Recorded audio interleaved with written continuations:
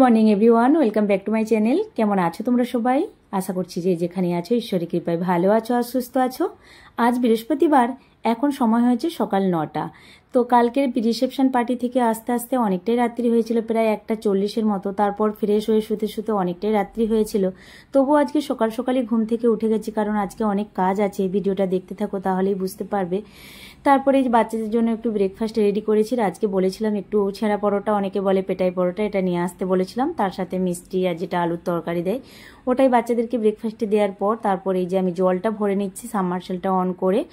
তো আজকে কেন সারাটা দিন ব্যস্ত থাকবো সেটা বলবো। রাজবাবু না 2 দিনের জন্য এসেছিল, তো আবার তাকে মুম্বাই চলে যেতে হচ্ছে। তো সেই জন্য আর কি সে যাবে, দুপুরে খাওয়া দাওয়া করে রান্না বান্না আছে, তারপর তাকে কিছু একটু নাস্তা টাস্তা বানিয়ে দেবো। ওই জন্য আর কি সারাটা দিন ব্যস্ত থাকবো। আজকে অনেকটাই সকালে উঠেছি, সকাল থেকে উঠে বাড়ির কাজকর্ম করতেই তো আমাদের 1-1.5 ঘন্টা লেগে যায়। তো তারপর দেখো এই যে দুপুর হয়ে গেছে, আমার রান্না বান্না হয়ে গেছে অনেকটা সময় পর। আবার তোমাদের সাথে কথা বলছি। এই আমটা মা নিয়ে এসেছিল, তাদের গাছের আম। ওই জন্য রাজবাবু আজকে চলে যাবে বলে ওই জন্য আমটা আমি কেটেই ফেললাম। আজকে পেকেও গেছে আমটা, যখন নিয়ে আসে তখন একটু কাঁচা কাঁচা ছিল। আমরা যখন ছোট ছিলাম, ছোটোর থেকেই না আমার বাবার বাড়িতে আমের গাছ সেভাবে ছিল না। তো এখন দেখছি একটা দুটো গাছে টুকটাক আম হচ্ছে।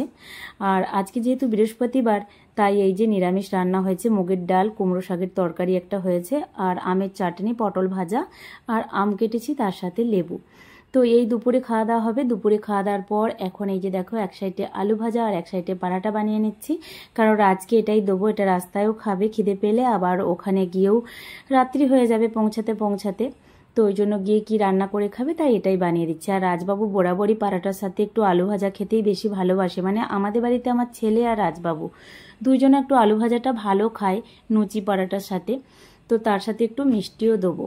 তো এটাই বানিয়ে দিলাম। রাজবাবু এখন রেডি হচ্ছে। আর সত্যি কথা বলতে আজকে আমার মনটা খুব খারাপ হয়ে যাচ্ছে, কারণ আমরা ভেবেছিলাম যে হয়তো দিনা 15 থেকে আমার দিকে নিয়ে চলে যাবে, কিন্তু এমনই সিচুয়েশন, একটা পরিস্থিতি তৈরি হয়েছে যে কারণে যেতে হচ্ছে। তো আবার হয়তো দিনা 10 পরে আসবে আমাদেরকে নিতে। এবারে রাজবাবুর অনেকটাই আর কি কষ্ট হয়ে যাচ্ছে, যাতায়াতটা করতে হচ্ছে। তো টিকিটটা এটা হয়েই ছিল, যে কারণে আর কি বিয়ের সময় 2 দিনের জন্য এসেছে, ছেলের জন্য। বিশেষ করে ছেলে পাগল হচ্ছিল পাপার জন্য। যাই হোক, রাজবাবু গাড়িটা নিয়ে গেল, কারণ গাড়িটা গ্যারেজে রেখে তারপর আর কি ওখান থেকে বাস ধরে এয়ারপোর্টে পৌঁছে যাবে। তো বিকেলের সময় এখন। তো দেখি একটু বাইরে আওয়াজ হচ্ছে, তারপর বাইরে বেরিয়ে দেখলাম যে দরজাটা খুলে এই যে বাচ্চারা এখানে ফুচকা খাচ্ছে। এই ফুচকা ভাইটা না মাঝে মাঝে এদিকে আসে। আজকে বৃহস্পতিবার, বোনের খেয়াল ছিল না। তো বোন 1 পিস খাওয়ার পর তারপর ওর মনে পড়েছে, আমাকেও ডাকছিল, ওই জন্য আমি আর গেলাম না। আর আমার মনটা না আজকে ভালো ছিল না। তারপর বিকেলে একটু পরে আর কি এই যে একটু খেজুর খাচ্ছিলাম বোন আর আমি দুইজনা মিলে। আর রাজবাবু এখন এয়ারপোর্টে পৌঁছে গেছে। আর এই ভিডিওটা বানিয়েছিল, ভিডিওটার কোনো মাথা মুন্ডু নেই, কিন্তু তবুও সে ভালোবেসে বানিয়েছে, তাই এই ভিডিওটার সাথে অ্যাড করে দিলাম।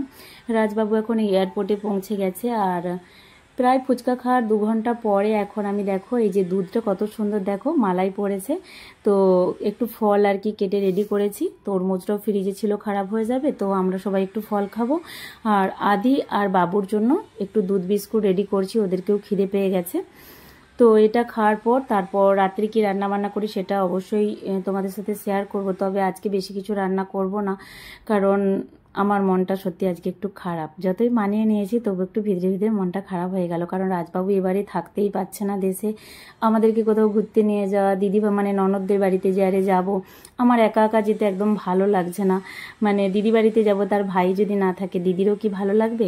তারপর আমি একটু লিকার চা খেলাম আর ওদের জন্য একটু কফি বানিয়ে নিলাম। আসলে ওদেরও একটু কফি খাওয়ার ইচ্ছে হয়েছিল। অনেকটা রাত্রি হয়ে গেছে, এখন প্রায় 9টা 9:30 মতো বাজে। তো গ্যালারিতে বসে বসে সবাই অনেকদিন পর একটু কফি খাচ্ছে, আর এখানটা একটু হালকা হালকা হাওয়া দিচ্ছে। তো ভেতরে থেকে আর কি গ্যালারিটা একটু ঠান্ডা থাকে। এখন অনেকটা রাত্রি হয়ে গেছে। তো ইমন আর বাবু দুজনা বললো ম্যাগি খাবে, তাই ওদের জন্য ম্যাগি বানিয়েছে। আমাদের জন্য গরম ভাত, আলু সেদ্ধ আর দুধ গরম করাই আছে। আদির জন্য এই ম্যাগিটা রেখেছি, ও এখন ঘুমিয়ে গেছে, ওই জন্য ওকে পরে দেবো।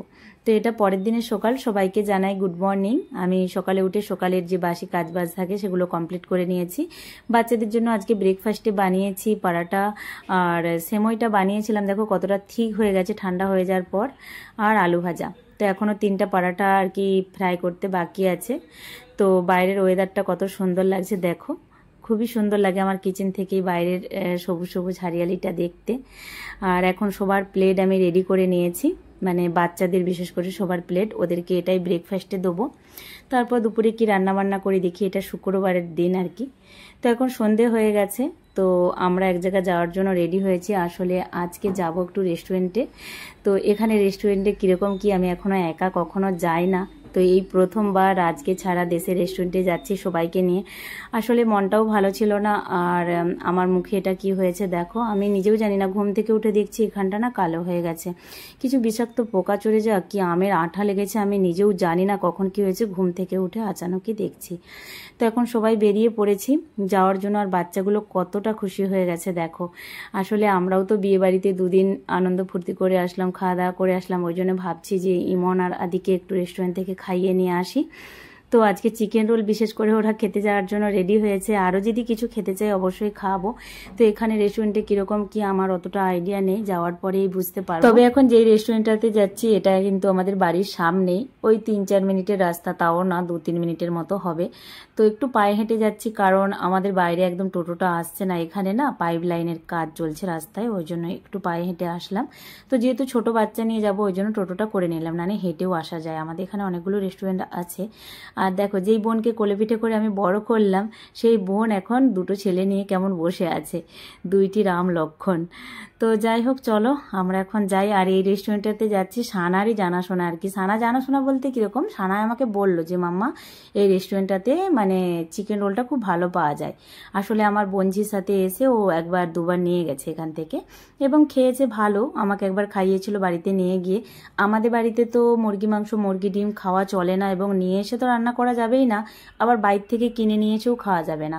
মাছ আর খাসি মাংস এই দুটোই আর কি খাওয়া চলে, আমাদের বাড়ির এটা নিয়ম।